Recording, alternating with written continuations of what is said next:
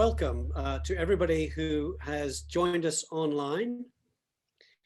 This is the first of a series of panel discussions on the future of the Turkish Republic of Northern Cyprus. And a special welcome to all those viewers, and there now seem to be several hundred of you, which is great, who are watching this broadcast live on BRT and Kanal T. This evening, and over the next few discussions, we will be discussing the questions related to: what does the future of Cyprus look like? Two states, bizonal communal federation, or confederation?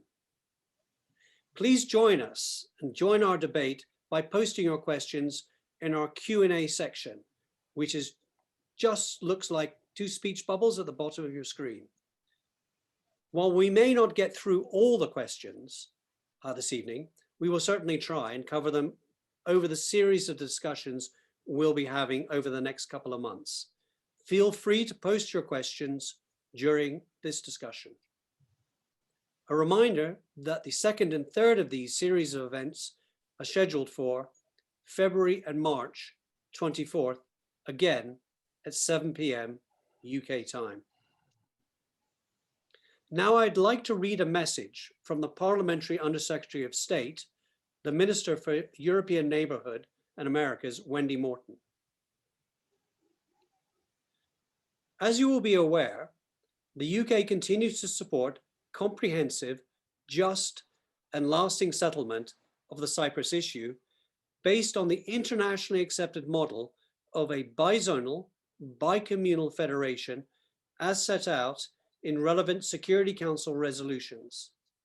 The event you are planning and the topics covered come at a time of increased focus on the UN process on a Cyprus settlement, which the UK continues to support.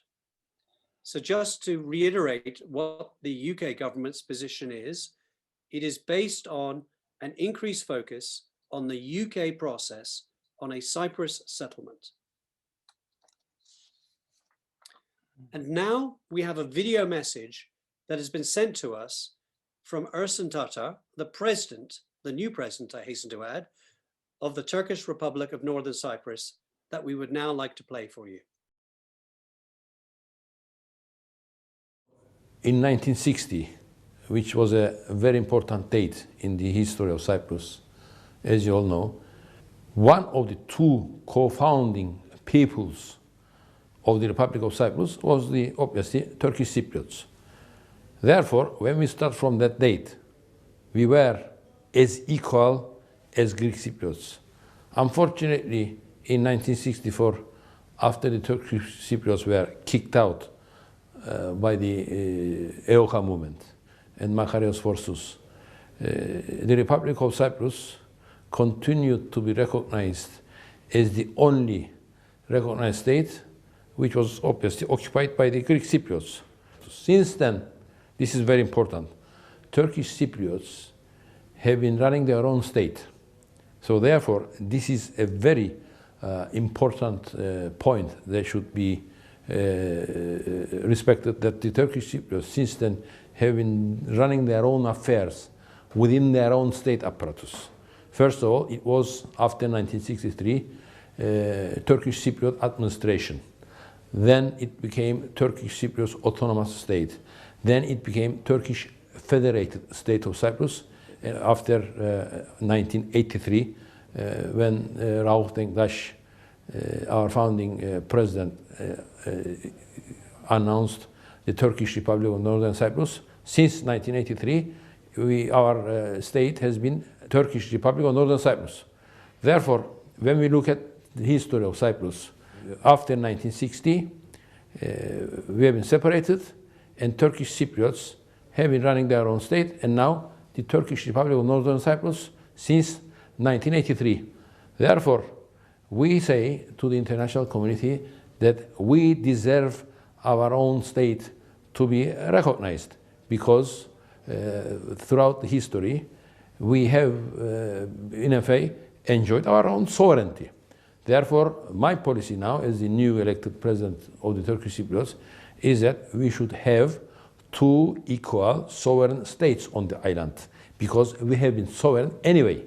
Whereas the Greek Cypriots, and unfortunately the United Nations and the European Union to date have been recognizing the Republic of Cyprus as the only state in Cyprus, and a lot of attempts, as you know, lately, including the Annan Plan and the talks at Crans-Montana to establish a federated structure which would last on a fair and equitable basis to be sustainable, has been exhausted, because despite Turkish Cypriot good intentions, we have not had the response that we should have got from our Greek neighbors.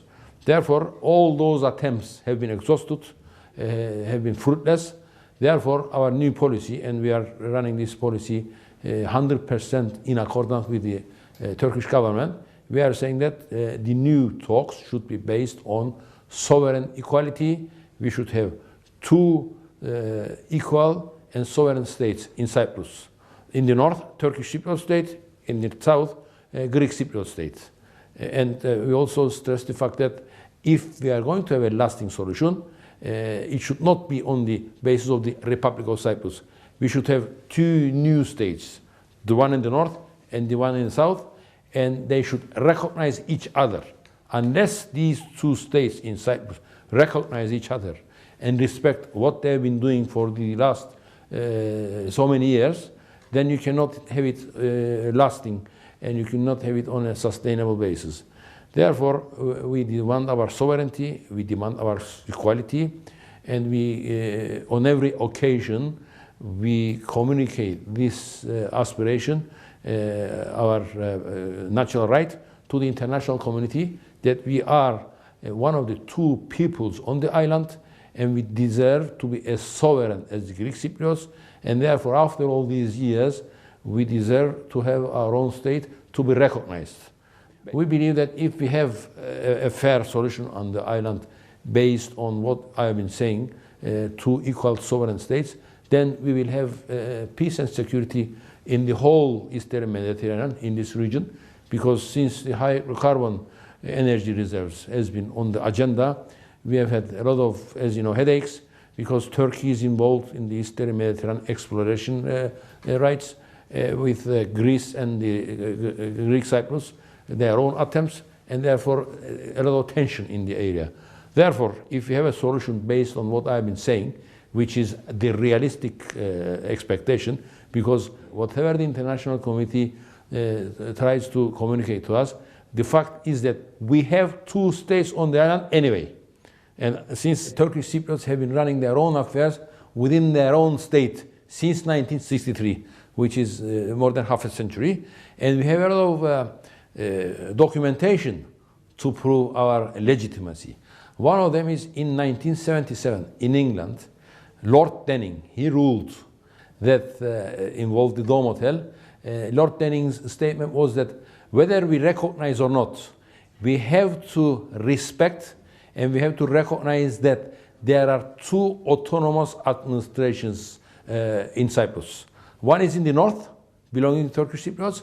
The other one is in the south, belonging to the Greek Cypriots. This is the reality of Cyprus, which was recognized in a British court way back in 1977. Former Foreign Secretary of the United Kingdom, Jack Straw, when he said that after the Greek Cypriots were admitted into Europe unfairly, because according to Cyprus constitution, unless Greece and Turkey also belongs to that big organization, Europe, Greek Cypriots on their own should not have been admitted into Europe. After that, obviously Greek Cypriots had another advantage after the 1964 United Nations resolutions that recognized the Republic of Cyprus as the government of the whole of Cyprus. Therefore, their tendency to come into an agreement with the Turkish Cypriots on a fair basis was even less. Therefore, Jack Straw said the only way to achieve a fair and a lasting settlement in Cyprus would be through recognizing the Turkish Republic of Northern Cyprus. Unless you do that, there would not be a tendency from the Greek Cypriots to recognize and to respect the Turkish Cypriots, because that would mean that they would lose some of their potential control over the whole of Cyprus. Therefore, my policy, and this is supported fully by the Turkish government, after all these opportunities have been exhausted, and after all the new developments in the Eastern Mediterranean, to have a lasting peace on a fair and sustainable basis, this should be based on two equal sovereign states. They should obviously prevail for the good and prosperity of the island, for economic reasons, for reasons of the hydrocarbon energy exploration rights. In a nutshell, this is what I would say. Thank you very much. Well, thank you very much. So now what we've had is sort of two positions effectively set out. The UK government position, which is supporting the UN process, and the new Turkish Cypriot president's approach following his election, which is now pushing for really a two-state solution. So now we've had these arguments framed, I'd like to introduce everybody to our esteemed panelists this evening. First, we have Professor Hüseyin Işıksal. Professor Işıksal has been special advisor to the Turkish Republic of Northern Cyprus President on international relations and diplomacy. He's a member of the negotiation team and the president of the International Relations Committee. Lee Scott, who was a former colleague of mine in Parliament and was a member of Parliament between 2005 and 2015 for Ilford North, served as Parliamentary Private Secretary, first to Philip Hammond and then to Chris Grayling. He chaired the Regulation Reform Select Committee and served on the Speaker's Chairman's panel. He was also, under David Cameron, the Prime Minister's Special Needs Children's Czar between 2009 and 2010. Andrew Rosindell is currently the MP, Member of Parliament for Romford in Essex, and has been so since 2001. So it's your 10th anniversary, 20th anniversary, I think, Andrew. So congratulations on that. Andrew grew up in Romford, is a local boy and man, bred and served his community, I really think, his entire life. He was a councillor first, prior to his election to Parliament 20 years ago. And finally, we have Michael Stephen, the former Conservative MP and Harkness Fellow in International Law at Harvard, my alma mater, and Stanford. He's been an advisor to President Denktaş between 1986 and 2005, and author of The Cyprus Question. So thank you all for joining us. And Michael, I'd like to start off with you, if I can. As just mentioned, you were an advisor to the former Turkish Cypriot president, Rauf Denktaş, for almost 20 years and wrote your book, The Cyprus Question. Give us, if you can, a bit of context and history on the Cyprus problem for our listeners and lead us up to where we are now. Thank you very much. Well, thank you, Brooks. When I started researching my book, I thought, as most English people did, that Turkey was the aggressor and that the Greek Cypriots were the injured party. But I soon realized that the exact opposite was the case. In the British newspaper archives, I found many reports which had been forgotten, including this one, which I'm going to read, from 1963. We went tonight into the Turkish Cypriot quarter of Nicosia, in which 200 to 300 people had been slaughtered in the last 5 days. We were the first Western reporters there, and we have seen sights too frightful to be described in print. Horror so extreme that the people seemed stunned beyond tears. This was the deliberate, organized murder of men, women, and children. It was an attempted genocide, and there were further attempts in 1967 and 1974. These tragedies were born out of a deep religious and racial hatred of people just because they were Turkish, which had been inculcated into many Greek Cypriot people over many years not least by the Greek Orthodox Church. I fear that this has not entirely gone away, and until ever it does, it is futile to try to construct a federation or even a confederation. The Turkish Cypriots are fortunate that the Greek Cypriots rejected the Annan plan.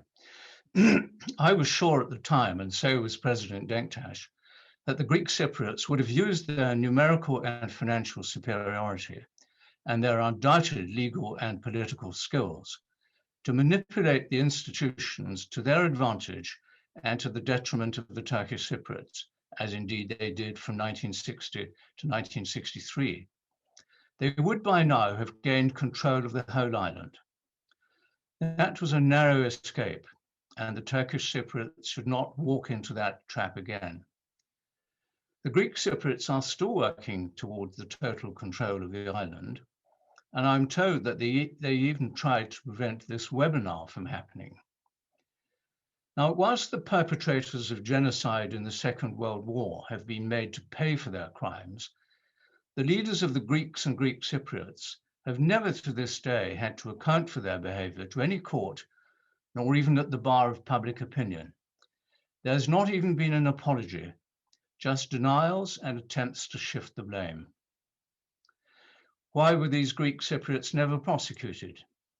It is because the Americans and the British did not consider it in their own interests to encourage any action against them. Instead, the Greek Cypriots were treated as if they were the lawful government of all Cyprus, which they are not and never have been. For centuries, the island has been a strategic asset for important military powers, and those powers have never cared much about the wishes or needs of the people who live on the island, and so it is today. The rules of public international law say that the TRNC is entitled to recognition, but it has been withheld by everyone except Turkey because the Americans, the British, and latterly the EU and the Russians, and of course Greece and the Greek Cypriots, do not want it, and they have the power to prevent almost everyone else from granting recognition. As to the Americans and the British, they effectively share a military base and an electronic listening station in Cyprus. But unfortunately for the Turkish Cypriots, these are in the Greek Cypriot part. They don't want any friction with the Greek Cypriots, so why would they care about the legal rights or even the human rights of the Turkish Cypriots if it would annoy the Greek Cypriots? Another factor for decision makers in London and Washington is the political influence of the Greek diaspora, which the Greek Cypriots have used far more effectively than the Turkish Cypriots have used the Turkish diaspora. As to the European Union, they have taken Greece and the Greek Cypriots in as members, and they will always take the side of a member against a non-member, particularly since members still have some veto powers. They have not admitted Turkey, and I don't think they ever will. They have cynically led Turkey to believe for 50 years that they might get in, but this has been done simply so that they could exert a degree of control over Turkey. However, I think that this policy is coming seriously unstuck as it's driving Turkey towards the Russians and the Chinese and away from the West. As to the Russians, the Greek Cypriots have been cultivating them since Makarios's time, and they could always rely on Russian support at the UN. Even Turkey has not used its political assets to obtain recognition for the TRNC, though I hear that this may be changing. Why would Turkey want the TRNC to be an independent actor on the world stage if it can keep Northern Cyprus in the state of near total dependence on Ankara, into which the Turkish Cypriots have been forced by international isolation?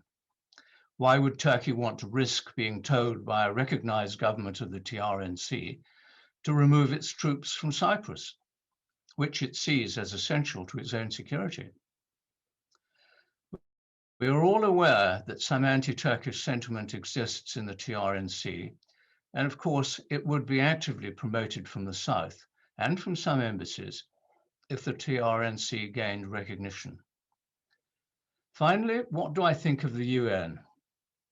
Well, in the darkest days, the UN troops never had the will nor the ability to protect the Turkish Cypriots from atrocities, and nor do they today.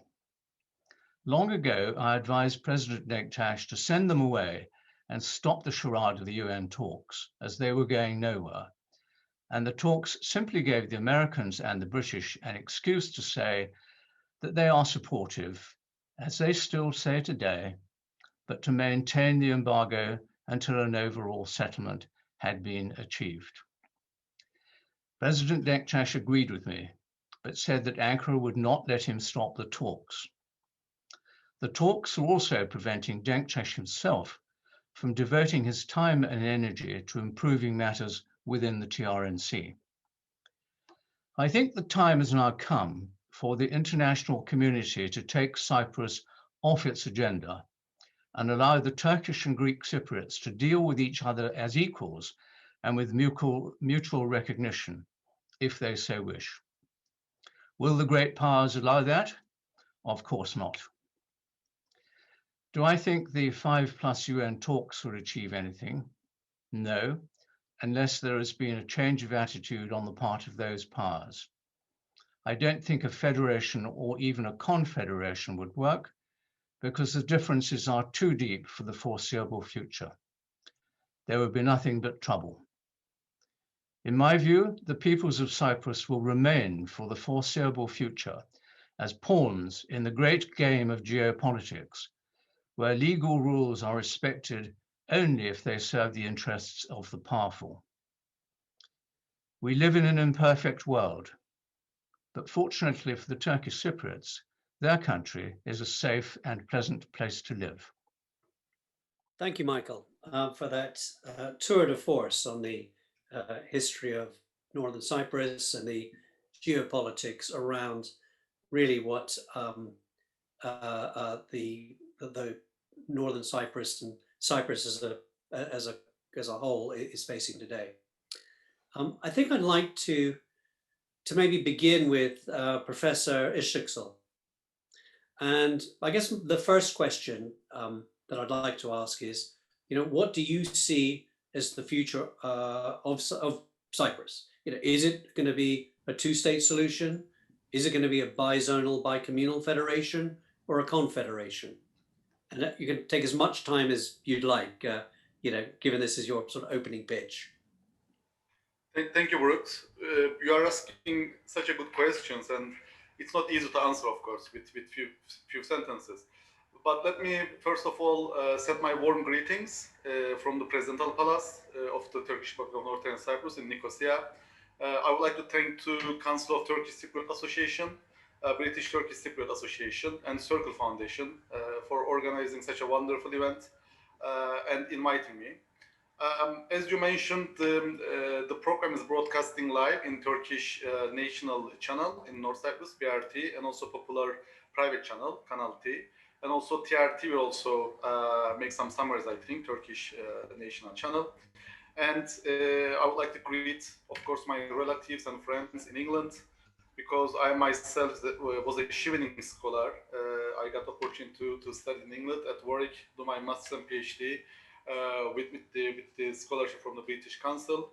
So first of all, I'm coming from an academic background. I am very alien to diplomatic circles. So therefore, let me apologize firsthand for my unorthodox standing, and I will be very frank and outspoken in my presentation. So let me start with my preliminary observation, which is the current status quo is unacceptable, arguably, both for the Greek Cypriots and Turkish Cypriots. In the further stages, if I have time, I will explain in detail why it's also not good for the Greek Cypriots, because many people will know that it's not good for the Turkish Cypriots, but I argue that it's also the status quo is not good for the Greek Cypriots too. So the second observation is we are seeing the rising significance of the negative peace all around the world. It used as in a negative manner, but now, especially when you look at the Cyprus, where nobody killed after '74, we really start to appreciate and understand the real value of negative peace, especially when we are looking to the Middle East, where thousands of people are losing their lives in daily basis. My other observation is hydrocarbon resources in the Eastern Mediterranean could lead to a conflict in already fragile and unstable region, and this fact further increase a solution in Cyprus. So I would like to start with this. I don't know whether it's visible. It's a historic Turkish paper dated 3rd of June 1968. So 3rd of June 1968. And it says that Denktaş and Klarides, as the leaders of both countries, they landed to Beirut. And they are staying in the same hotel. And just below here, there's something very significant. It says that nobody knows how long the negotiations will continue. So from 1968 on, we have such a long negotiations that never come to an end. But there's a good side of this long negotiation. What's the good side is, now we all know what does not and will not work in Cyprus. As Einstein perfectly stated, insanity is doing the same thing over and over again and expecting different results. So we see that the negotiation process is failed. We need to think outside of the box. We need to think about new alternatives. We have to come with new ideas. And even the Secretary General, in his report, he used a new wording of this time must be different, which is very remarkable. So when we are looking from the Turkish Cypriot side, what we want? First of all, we want a solution. But we want a just and sustainable solution, not a short-lived ones as happened in 1960. So how are we going to achieve this? It should be based on sovereign equality of both sides, where one party directly or indirectly cannot impose its will, its authority, its sovereignty over the other. And we believe that once this achieved, then cooperative relations between two sides may afterwards develop. So we don't see our Greek neighbors as our enemies. We see them as our partners, and we got lots of opportunities that we can grasp together. But the realization of this vision naturally requires mutual respect, not only by words, but also in practice.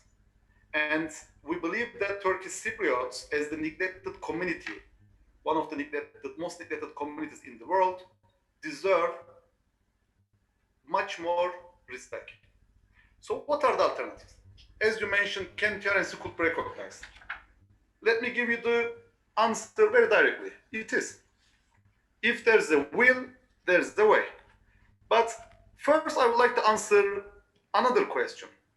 Because even if British policy is talk about, reunification of the island, and I would like to ask this question: was Cyprus ever united?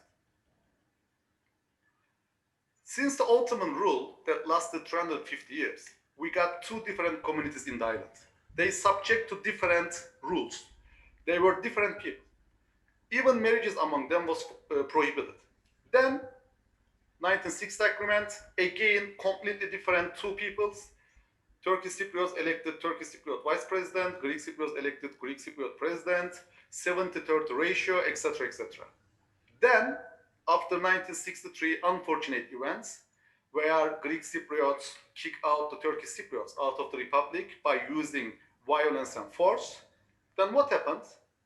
Can we talk about supreme authority of Greek Cypriots over the Turkish Cypriots? No. The answer is again no, because as stated in the United Nations Secretary General reports, it says that Greek government, law enforcing authorities and officials are inaccessible to the areas inhabited entirely by the Turkish Cypriots.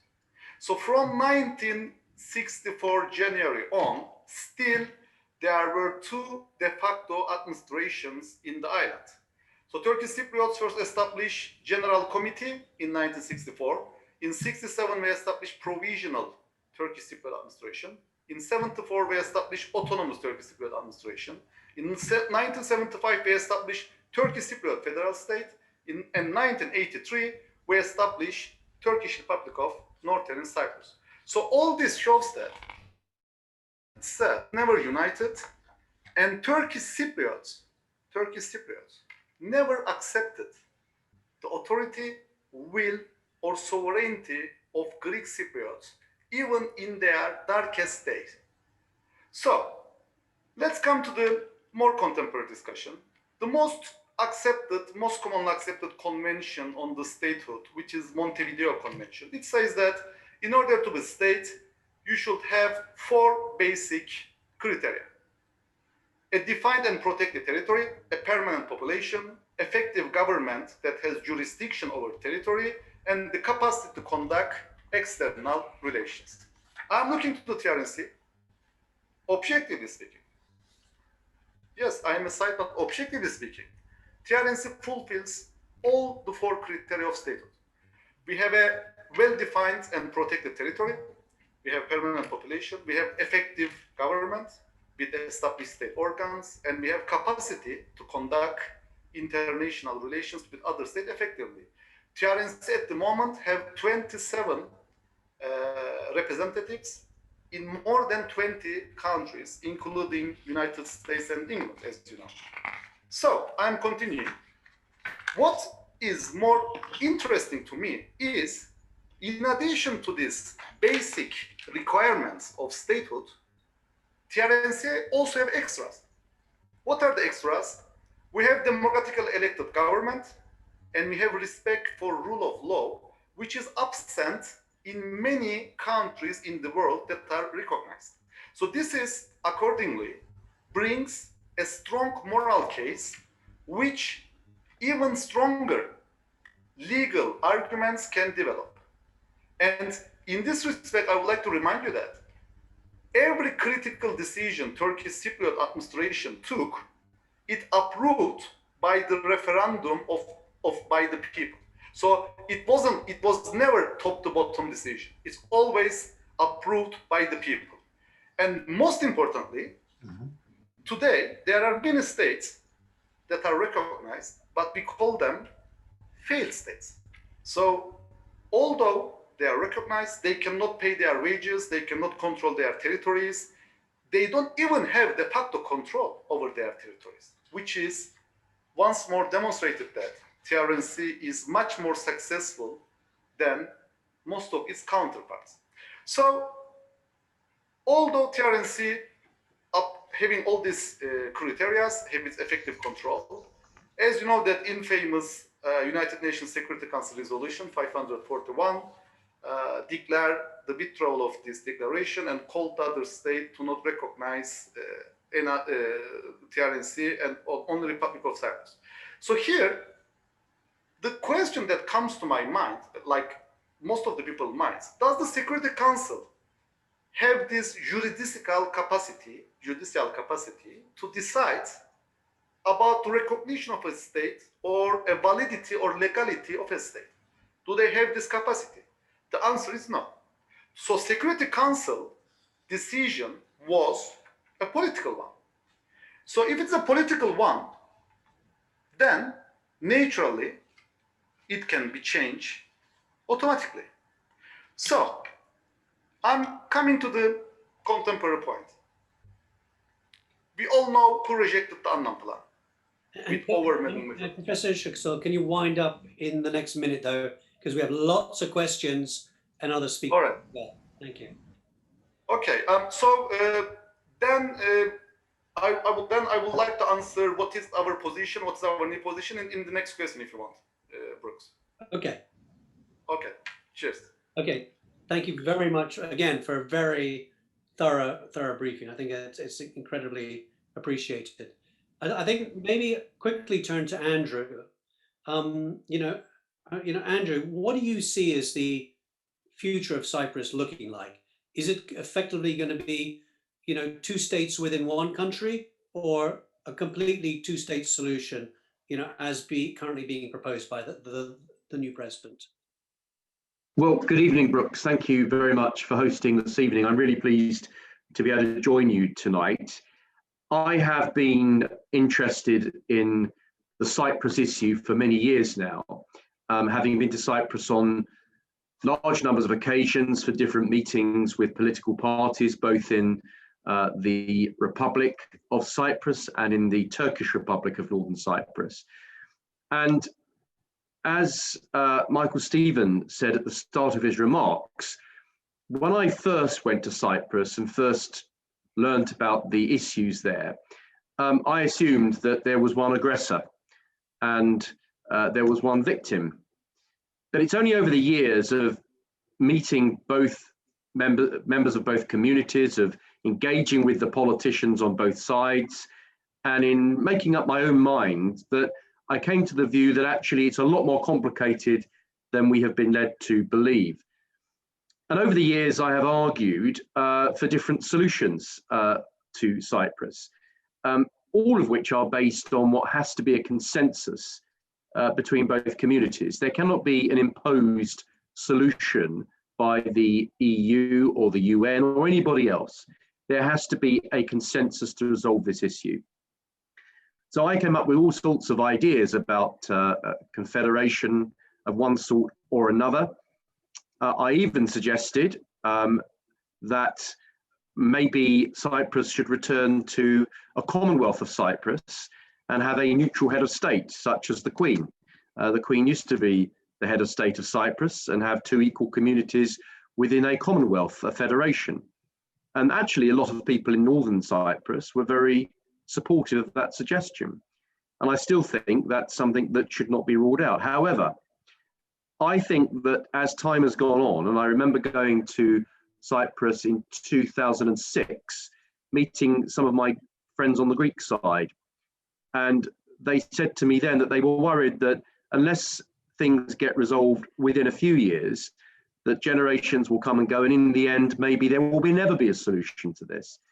And I rather felt that they were correct. And that was a long time ago. That was now like 15 years ago. And even now, I don't think we're any closer to any type of solution. So there is only two solutions. Either the communities, both communities come together and form some kind of federation, whereby I think you would have to have a neutral or revolving head of state, where effectively you have two communities totally autonomous within one nation state. I actually feel now that the chances of that happening are dwindling. I cannot see at this stage how that's likely to happen. I'd like it to happen because I'd like Greek Cypriots and Turkish Cypriots to live together in harmony. But if that cannot be resolved after nearly 50 years now, 60 years really, of this issue continuing to be such a long way from being resolved, then there is, I'm afraid, I say to my Greek friends, there is unfortunately no other solution than Northern Cyprus being recognised.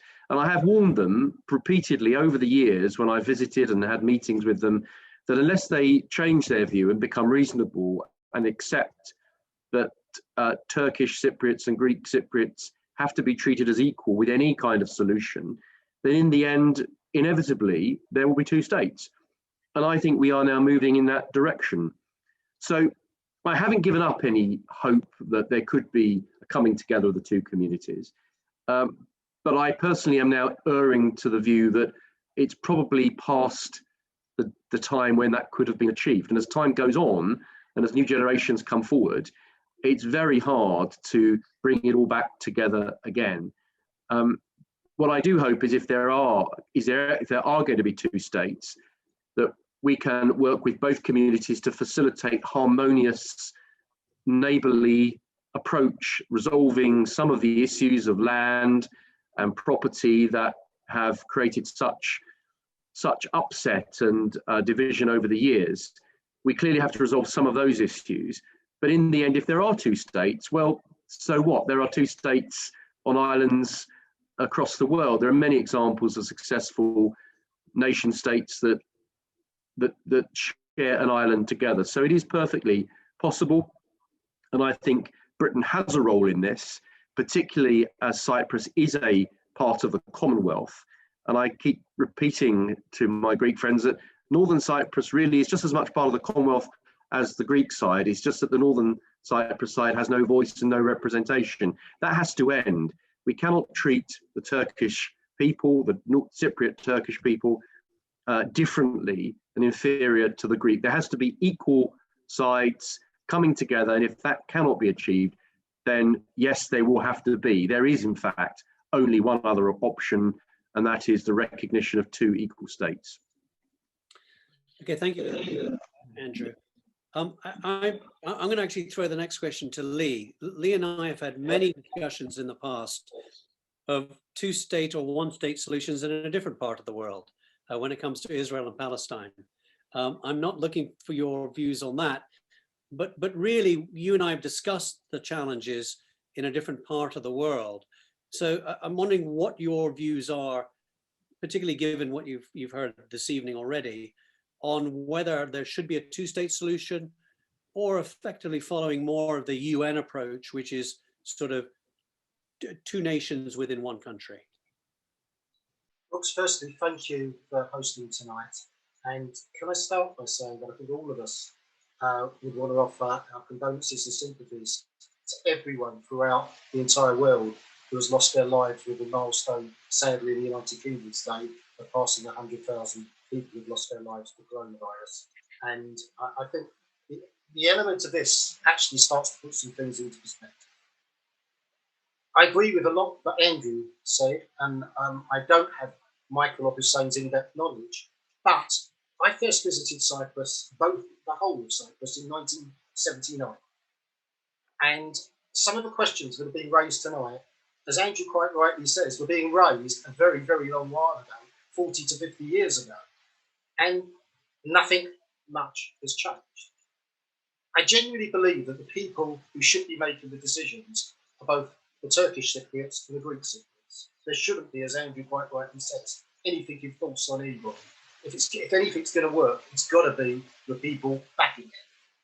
However, in saying that, obviously, again, and Andrew, we've known each other a long while, so perhaps that's why I agree with you so much. But what Andrew said about in the ideal world of everyone living in harmony together, and that is one of the most important things. Peace is the most important thing.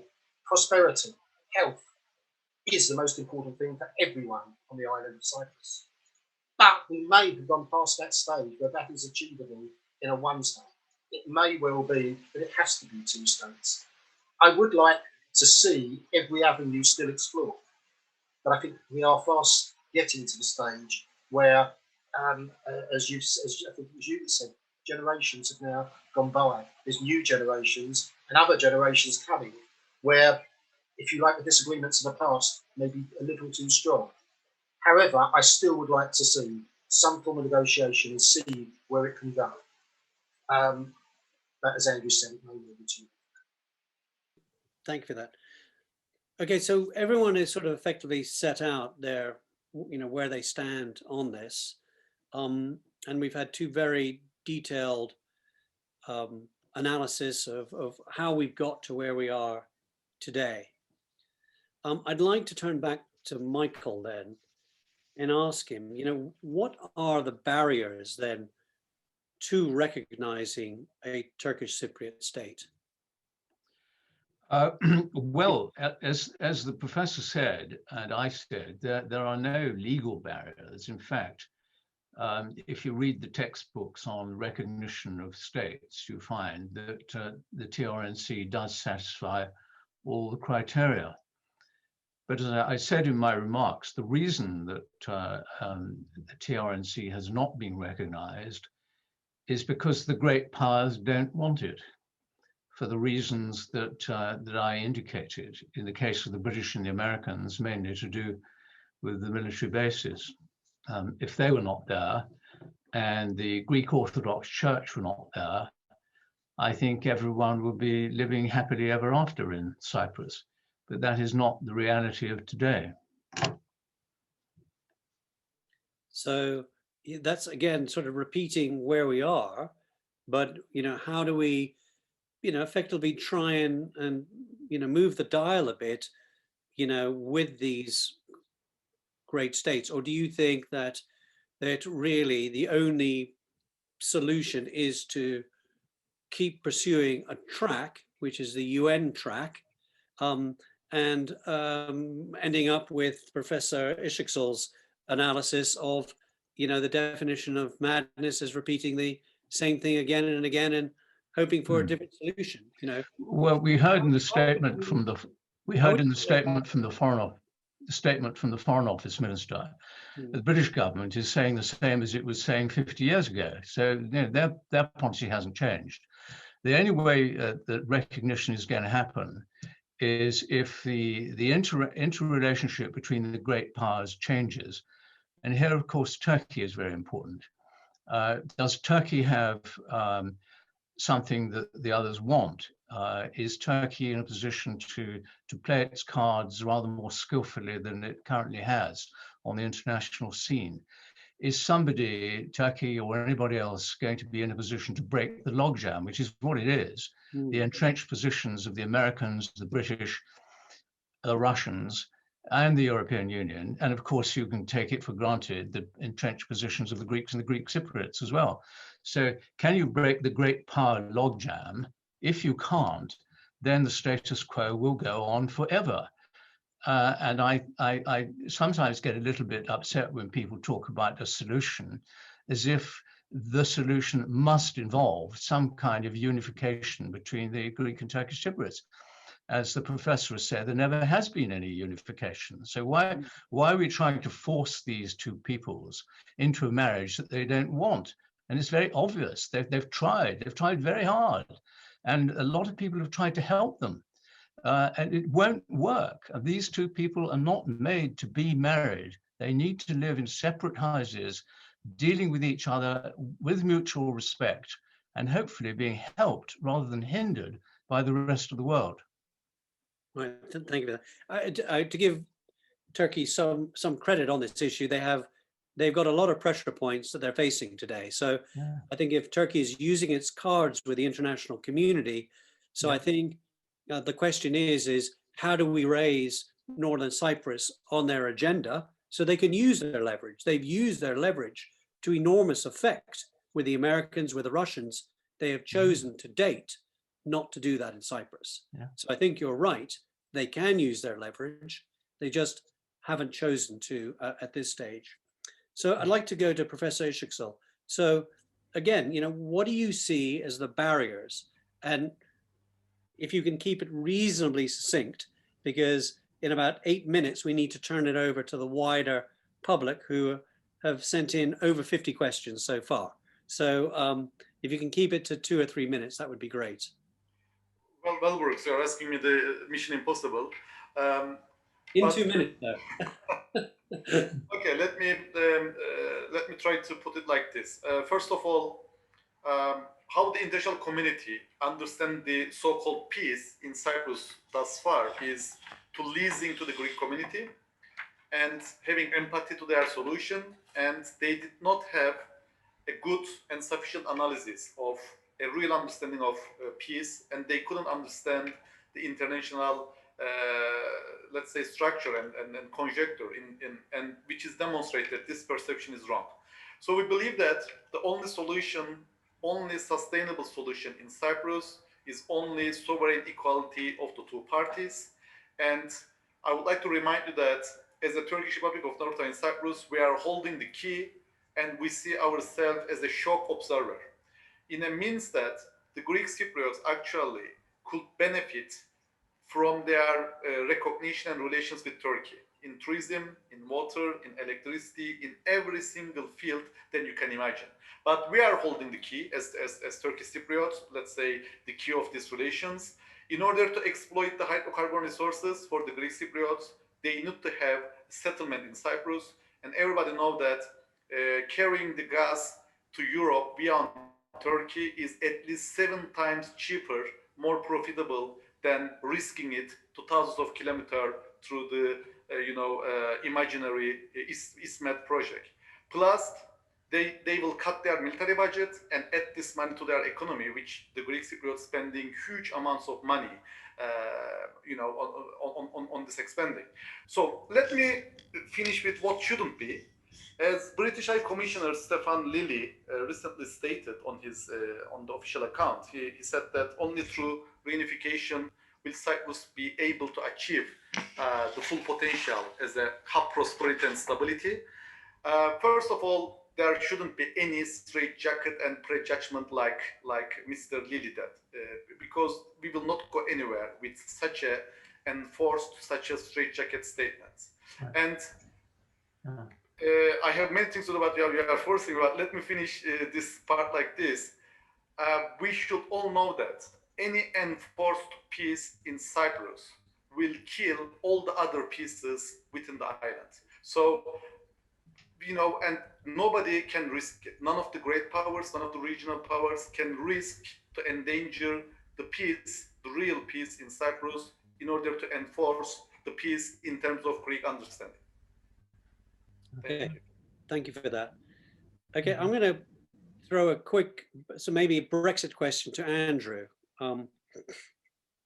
if Andrew is there.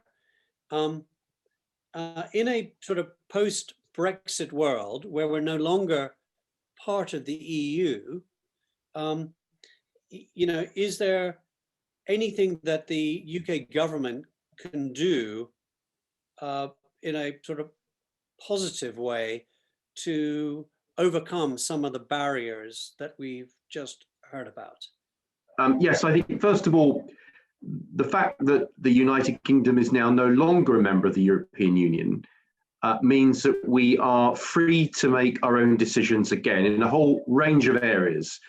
And one of those areas is foreign policy. We were free before, but we were still tied in to common foreign policy via the EU. But now we are unchained from that, and we can truly get back to making our own decisions again, not only in Britain's interests, but the interests of our friends around the world, whereas previously it was much harder to do. And it's particularly hard to do when it comes to Cyprus whilst we were in the EU, because clearly Cyprus and Greece are members of the EU, and therefore we felt obliged to follow the same policy that they were adopting. We can break free of that now, and I certainly urge our government to look afresh at the issues relating to Cyprus and to think about a different approach going forward. And I say that because I don't believe that's in the United Kingdom's interests to be seen to be on one side only. We have taken the Greek Cypriot side for too long. It's achieved nothing. That now needs to change. We now need to be friends to both communities. But at the same time, we need to protect our own sovereign territories on the island of Cyprus. There are two sovereign base areas, but they are overseas territories legally. So they are British sovereign territory, and we need to look after those and defend them. And I hope that in any future agreement that may be reached over the whole issue of where Cyprus finishes up, which is what we're talking about today, that those two territories, those two bases will not be relinquished. And in fact, I'd like to see those be treated as permanent territories of the UK, and to be treated as equal part of the British family, the same as other overseas territories. I don't think there should be any question of us relinquishing them. I think the Greek Cypriot side will demand this, but I think, correct me if I'm wrong, but I think the Turkish Cypriot side have already made it clear that they support Britain retaining its sovereignty over those territories. So I think that Britain is now in a different position. We can make a different, go in a different direction on this. And of course, there's lots of other things going on at the moment. I don't expect a change of policy overnight, but I think we need a debate within the Conservative Party to change the direction of this so that we can be more balanced and look to a long-term viable solution, which I have to say, I think is likely now to be two nations within one island, but whilst respecting the fact that we would retain two distinct territories, Akrotiri and Dhekelia, as permanently territories of the United Kingdom. Thank you. It is 8 o'clock. We would open it up to the wider audience, but I've got two more quick questions, and I'd like a reasonably fast response. The first is to Professor Işıksal, and the question is really around, we are where we are today, and Northern Cyprus has been in sort of some form of political isolation, international isolation, sporting isolation, and so on for some 60 years. So, even though there may not be absolute political change in the direction you would like to see in the near future, how can we sort of unblock some of these other areas of isolation, even without a political solution? Thank you, Brooks. First of all, let me... Using your diplomatic skills. Yeah, I will do my best. But let me tell you this, we have a new leadership, we have a new understanding, and we won't stay as political prisoners of the Greek Cypriots anymore. We are so determined about this, and we will move forward. How we will move forward is, we are not out of choices. So first of all, we can have a recognition, like in the case of Kosovo. How it would happen, let me very briefly explain. For instance, in the Annan plan, which is rejected by the Greek Cypriots, it's given us a new state of affairs. And it says that Turkish Cypriot state. Don't misunderstand, but I'm not obsessed with the Turkish Cypriot of Northern Cyprus. And for me, Turkish Cypriot state sounds even better. So in that case, for example, if we bring this case to Security Council with the new name and new recognition, and let's say that any member of the Security Council, including United Kingdom, let's say, give us as a support, then there will be a political, let's say, equilibrium. There will be opportunity for another state to recognize currency. Secondly, I think we should go for Taiwan model.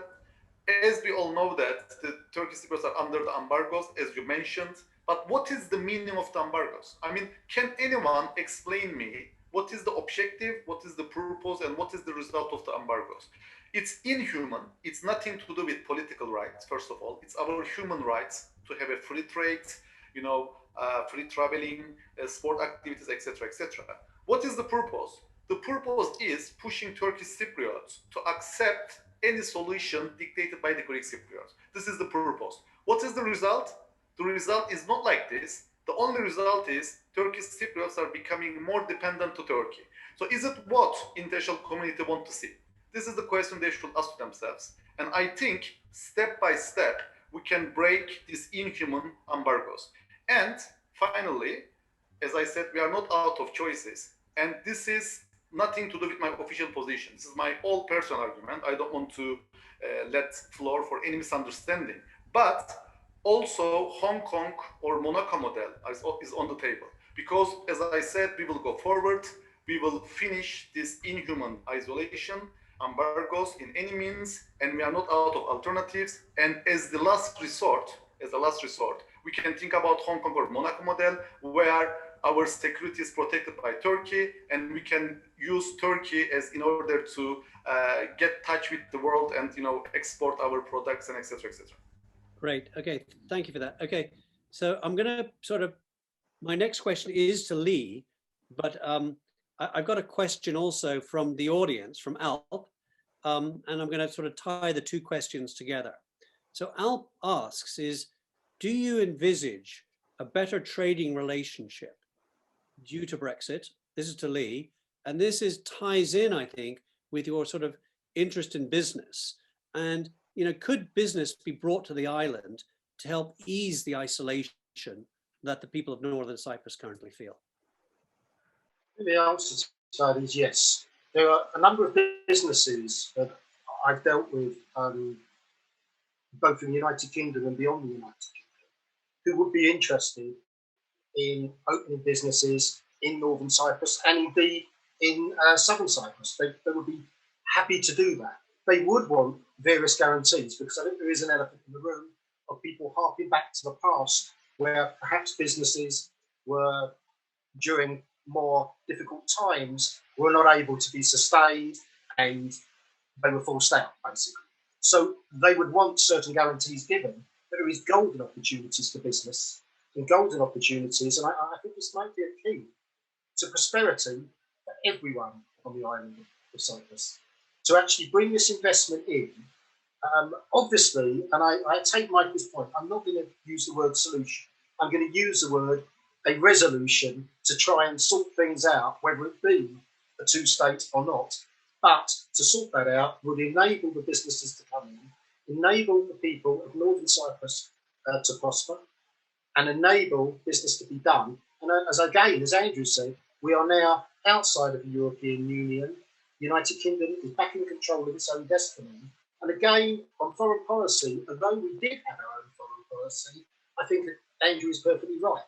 That was, to a certain element, dictated to by what the EU's overall rule was. So, yeah, I do see great opportunities for business, and I think it's for everyone's benefit. Good. Okay, thank you for that. Okay, so this is a question from Osman, which I'm going to pose to Michael. In April 2004, after Turkish Cypriots had voted yes to the Annan Plan, the EU proclaimed its commitment to end the isolation of Turkish Cypriots. In practice, and from a legal perspective, why has this never happened? Well, it just shows you can't trust anything the EU says. And I'm also rather glad we voted for Brexit. No, it's simply because of the pressure that the Greeks and the Greek Cypriots are able to bring to bear.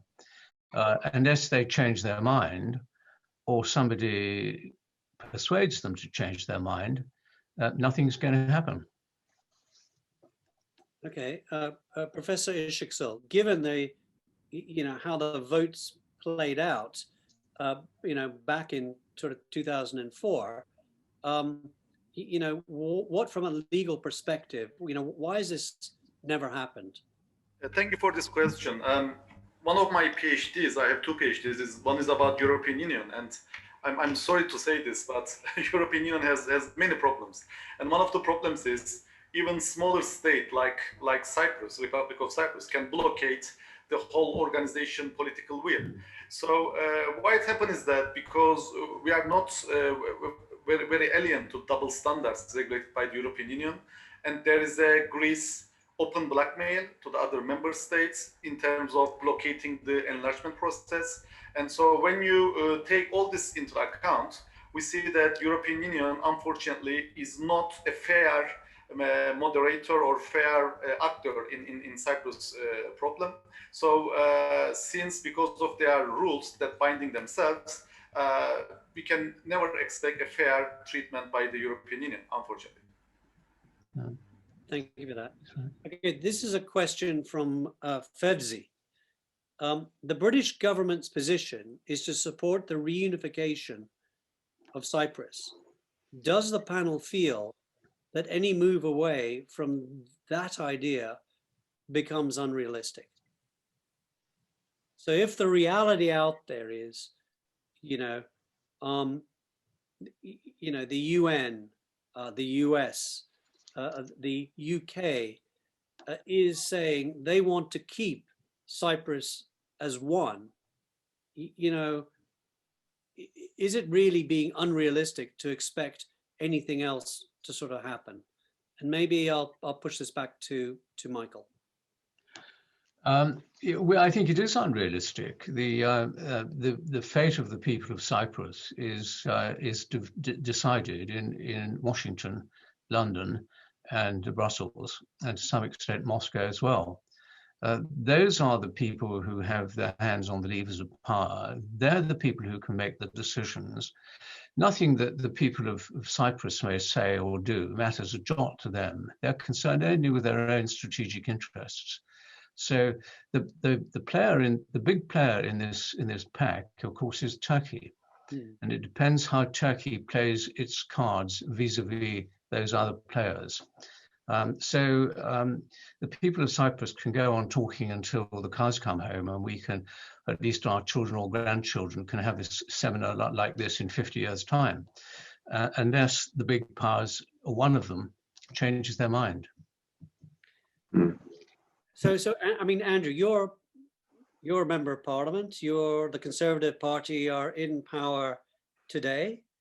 You have a voice in the party, a strong voice. How are you going to try and fight against the reality on the ground, which is the Foreign Office position, which is to really keep following really the sort of the UN trajectory, and really what the major powers out there want to see, which seems to be, currently keeping Cyprus as one state, effectively. I sort of answer by referring to my previous answer, really, that because of Brexit, because of Britain being outside the European Union, we've got to seize this opportunity now to do different things and be different and look at new ideas and to think about Britain's interests and our historical friends and how we rekindle some of those relationships. And I'm an advocate of doing more with the Commonwealth, for instance, far more than we have done in recent years. That's been a neglected relationship. I think we can do more to support Israel, actually, and I think we should look at that as well. I think we should do more to support Taiwan. I think that their situation is perilous, and I think we should do a lot more to give them support and recognition. And I think that in the case of Cyprus, I think we have to be bold and look at new ideas. And those ideas, I'm glad to say, are now being aired on this meeting this evening. But I think within the Conservative Party, there needs to be a debate on this, and there needs to be a refreshed approach. And I think for too long, outdated Foreign Office approaches need to now be challenged. And I think that more people need to talk to ministers, to Dominic Raab and others, to see how our policy towards Cyprus can be renewed. We're in a magnificent position now as a country. We are free to make our own choices again. And, we shouldn't just lazily stick to what's gone on for the last few decades. We now have a chance. I mean, we're going through a dark period at the moment, but when this period's over, we've got a chance to renew our country in so many ways. And in terms of foreign policy, we should be bolder. We should be rekindling relationships that we've neglected. And we should look at issues like Cyprus and others and propose solutions that in the past could not have happened, but I think today could. And I think Britain is in a unique position to be able to do that. Thank you for that. Well, I mean, Lee Scott, talked about, about sort of beginning to break the logjam by trying to encourage British business to engage more with Northern Cyprus and the business community there. But really, I want to go back to Professor Işıksal. In your fantasy world, I want you to imagine that suddenly Northern Cyprus is independent. You're a standalone country, you're there. A little bit like the sort of arguments that have been drawn out on Scotland. Do you think that an independent TRNC could actually stand on its own 2 feet economically? Thank you, Brooks. Yes, I honestly believe, because when we look at the sectors in the TRNC, we see that we got some sectors which are really good. One of them is tourism sector, as you know. Also, we can add entertainment sector maybe, and also education sector. Mm-hmm. Now we have more than 30 universities in the island, and North Cyprus is a very safe place to live, both in terms of pandemic and in terms of general overall security. We have very good lecturers here all around the world. We have students more than 100 countries.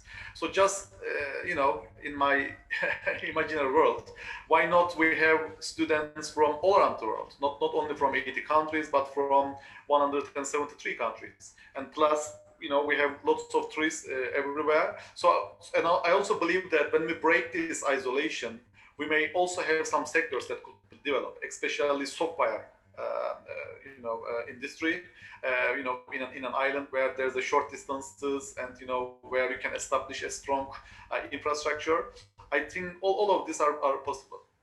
Okay, thank you for that. Okay, this is sort of quite a narrow question from Erden. Erden asks, after the recent events between Azerbaijan and Armenia, in addition to Turkey's now supporting 2 states in Cyprus, what do you think the likelihood is of Azerbaijan officially recognizing the TRNC? And if they do so, do you think this would have a positive knock-on effect with other nations perhaps recognizing the TRNC? If I may, So, geopolitical question. If I may, Brooks, I genuinely think if Azerbaijan did recognise the TRNC, then it would have a major impact on a number of other countries around the world. I really do. Right. And actually, I mean, what do you, given your knowledge of Israel, for example, and the sort of almost ambivalent relationship that they've had in recent years with Turkey, do you think, which side of the fence do you think Israel might fall on this?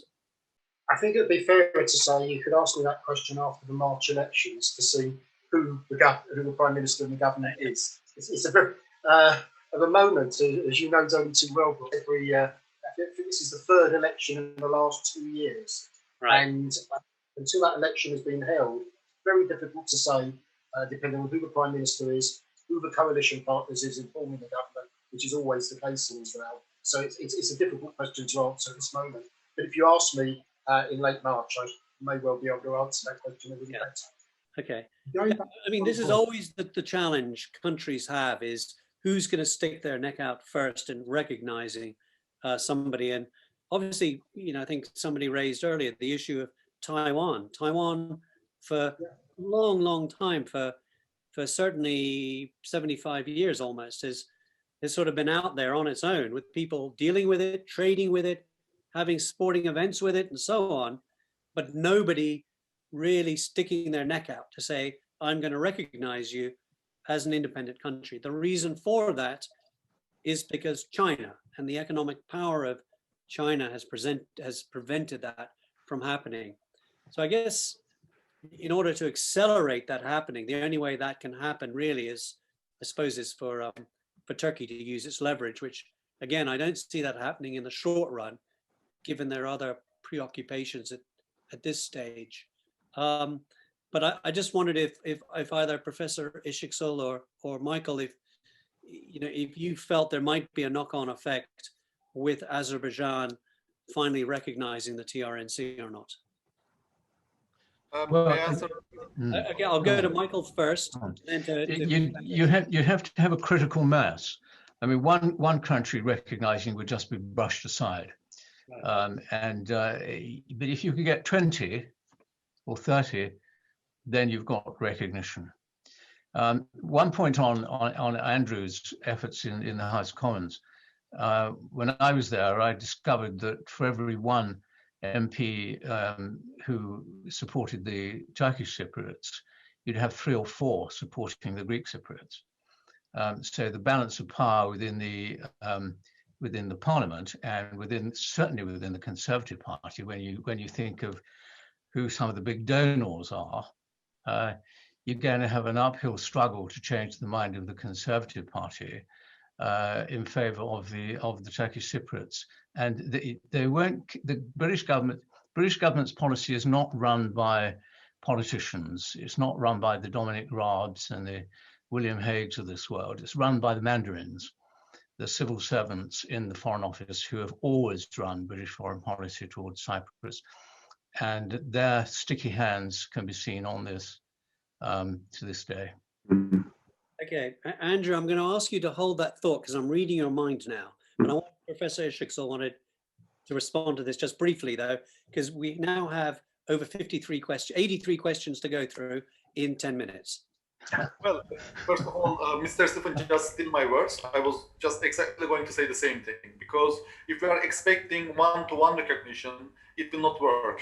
Like, because of the international pressure, they will withdraw their recognition, as in the case of Bangladesh and Pakistan. But as Stefan very rightly underlined, if there's a 20 countries recognition simultaneously at the same time, then it may have, you know, a big effect, and I don't think they will withdraw their recognition if we reach to something 20.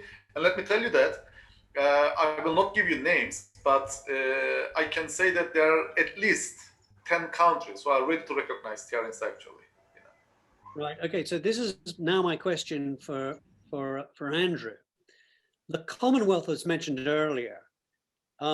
And do you think it's realistic that perhaps the TRNC could apply to actually join the Commonwealth? And how could this practically happen? I mean, we've seen 3 countries already who were not previously in the Commonwealth join the Commonwealth in the past sort of 20 years. So I'm wondering, could TRNC be the 4th one? Well, of course, the Commonwealth can only admit nation states. So TRNC, if it were to become a nation state, then of course it could be in the Commonwealth. But Cyprus, I argue that the whole of Cyprus is part of the Commonwealth. The Republic of Cyprus, as created, included the entire island. So whatever has happened in between then, there is at no stage has any part of that island been removed, from what I can recall, from the Commonwealth. So therefore, I've always believed that one way of approaching TRNC is to treat it as if it's already part of the Commonwealth. And I think that that is what I've always tried to do. When I've spoken at events to talk about TRNC, I've spoken about TRNC as a part of the Commonwealth already. So I don't think it should be a question of it applying to join. It is already there. And I think the Commonwealth could have played and could still play a role in helping to resolve this whole issue. But without going back on some of the things, because I know we are running out of time, there are in fact a number of countries that do recognize Taiwan, believe it or not. There are about 7 or 8 countries, mostly Caribbean and Central America, but have actually recognized Taiwan. It's not impossible, but I think that to resolve the TRNC question, if the hope of any kind of coming together is now that moment has gone, then really there has to be, the only way it will change is if a country like Britain or America or some other country decides, and it can't just be Azerbaijan, because clearly, you know, that would be seen as inevitable anyway. You need a country like us or another country to come forward and say, look, we need a deadline on this. Either there's a solution, you come together, you form a federation. If it's not resolved by a certain date, then there's only one long-term. It cannot go on that these people are isolated and treated as second-class citizens forever and ever and ever. This cannot go on for another 50 years.